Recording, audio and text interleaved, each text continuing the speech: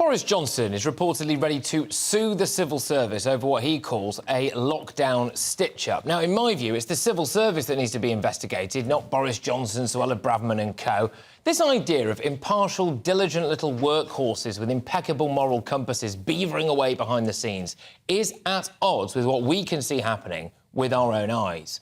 We're being asked to believe that this steady drip, drip, drip of leaks and briefings against hugely popular right-wing, Brexit-backing, anti-mass migration politicians is just a coincidence. I don't believe that for a second.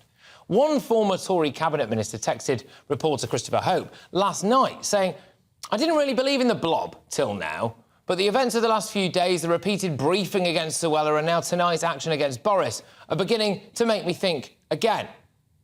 It is against the Civil Service Code, by the way, to leak things to the press. This is a point I was very keen to drill down on firsthand with the Assistant General Secretary of a civil service union, the FDA, earlier this week. Now, she categorically said to me, there's no way that civil servants could have done that, i.e. leaked information about Suella Braverman's speeding ticket, without breaking the Civil Service Code. I think it's worth looking into. GBNews, as many of you will have seen, was voted the public's most loved news brand yesterday. And when you look at the press reaction to what could easily be described as a Tory witch hunt, it's easy to see why. Everybody else is falling over each other to aid and abet a massive stitch-up that the public don't really care about.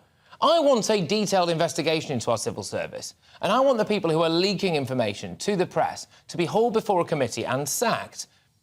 If we can lose government ministers, elected government ministers, by the way, based on lies spread in the media, if we have to endure wall-to-wall coverage of pointless allegations over minor issues that in no way relate to how well our country is being run, if we have things dragged up from years ago and for some reason now they're told that they matter to people like Robert Peston, then let's have a look at where all this leaking is really coming from. In my view, the Blob is real.